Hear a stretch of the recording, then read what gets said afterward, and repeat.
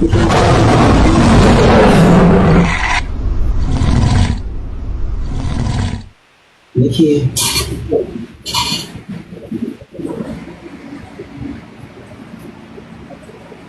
Nikki, thank you so very much.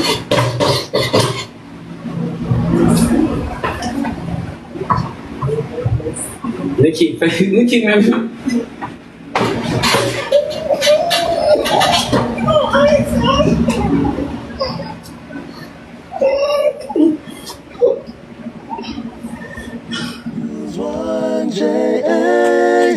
News 1JA for the latest news, music news, and gossip. News 1JA.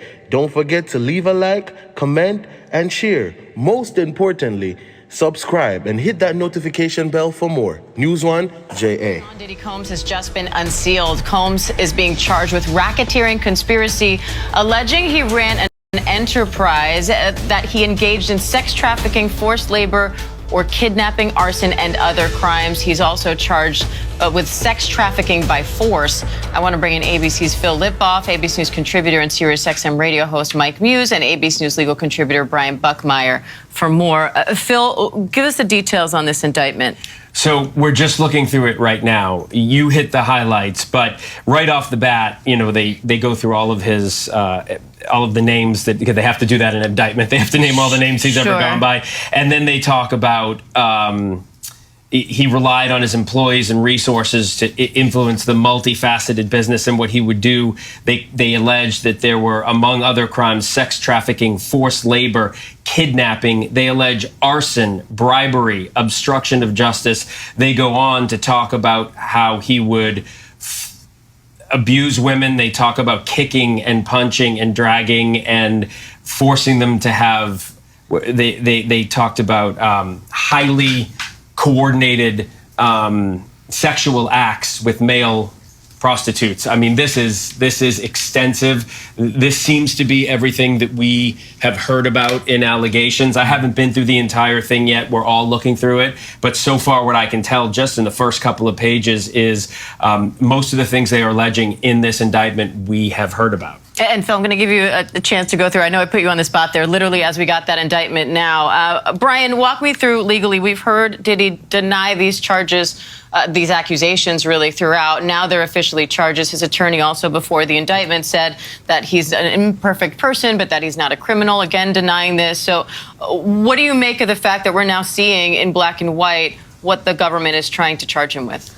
Yes, sometimes it makes it a lot more interesting as to how to dissect this case. We have three charges. We have a racketeering charge, or what we often hear as RICO. The second count being, as Phil articulated, what we all thought might be there, the sex trafficking through force, fraud, or coercion, and then, of course, the transportation of prostitution. Now, those are the first initial charges. There could be more coming down the line, depending on how this investigation goes, but this is what we know so far. When it comes to these charges, we're looking at life in prison as a maximum for at least the second count, and potentially the first as well. But also when it comes to RICO, how they're describing this enterprise as its way of promoting, enhancing, and protecting the brand, and that sex and sex trafficking was a part of it, we're going to see all the ugly and gruesome parts of bad boy entertainment that surround this alleged abuse in a way that I don't think many of us were prepared for. Ryan, can you talk about the degree to these charges? Because any kind of sexual abuse or sexual assault is bad enough, but it sounds like what they're describing is something that was really premeditated and coordinated. Yeah, so when you're talking about RICO, you're talking about a criminal enterprise, and criminal enterprises can be anything. Oftentimes we associate RICO with like the mafia or things of that nature, money and violence. This seems to be more in line to, if you want to draw a comparison, to that of R. Kelly, where there was an organization within the music industry that kind of was part and parcel. They interacted with each other in a way that you couldn't see where the music started and the alleged abuse ended. That it's almost the trafficking and transporting of women for the pleasure, for increasing the brand, for potentially even, hey, we want to get a new artist. So you know what? We're going to traffic this girl that he might be interested in a way of attracting and keeping this artist in a way to grow the brand and make money off of it. They are alleging that it is so intertwined that it's almost business as usual to do this trafficking and transporting. And at least that's what I'm reading from the initial allegations in this indictment. We think of Diddy, we think of the music, but his influence goes far beyond that. How significant is it to have charges of this magnitude against someone who is this powerful? It's huge. And just kind of give context to what Phil and what Brian is talking about. Diane, is in the conversation that we were just having a few moments ago. What I'm looking at from this unsealed indictment, of course, we need to learn a little bit more, is it seems like Cassie was such a big part of this indictment. A lot of these indictments comes from the lawsuit and allegations that Cassie was actually discussing. In particular, you think about arson. I know people are probably wondering, where is the arson coming from? In Cassie's lawsuit, she alleged that Diddy threatened to blow up a current rapper Kid Cudi's car, to which Kid Cudi's car did blow up in an explosion, to which Kid Cudi then gave a statement and said that he can confirm that actually happened. I'm thinking that's where the reference of the arson comes from. I'm also thinking about the male prostitutes. Cassie alleges that during that time, Diddy would force her to look on the internet to solicit male prostitutes in order to engage in sexual activities. I'm assuming that is where the male prostitute dynamic is coming from. In terms of kidnapping, Cassie also has alleged in her lawsuit the forceful nature to which Sean Combs would remove her from events, from social settings, from gatherings, and keep her essentially in housing in order to perform these activities. When it comes to the idea of the enterprise, to kind of translate that to what Brian Buckmeyer just said so eloquently, culturally, what Diddy was.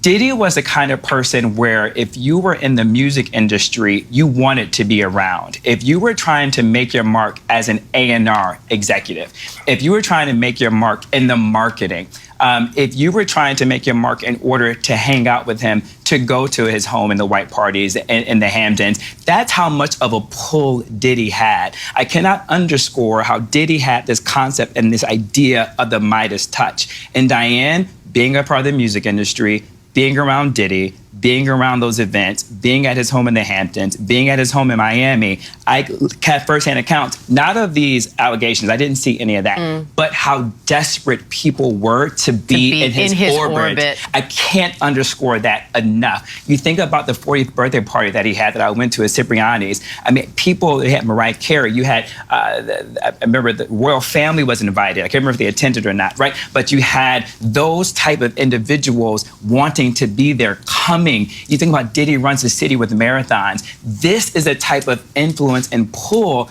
that he had. And so when I think about the racketeering and the enterprise dynamic, it's just about people who wanted to be near him and who was willing to do anything for Diddy to give them affirmation and recognition. And Phil, as you're going through that indictment, what is that anything? What sticks out to you? Well, I mean, Mike laid it out. I just want to touch on one thing that you didn't, and this is the violence toward women. In this one section, it says, on multiple occasions from 2009 on, Combs assaulted women, among other things, striking, punching, dragging, throwing objects, and kicking them. These assaults at times were witnessed, and then they go into the 2016 video that we saw of Cassie. So you're right, a lot of this stems from Cassie's allegations, but you see, I mean, they've got it laid out there. And then Phil, to what you just mentioned too.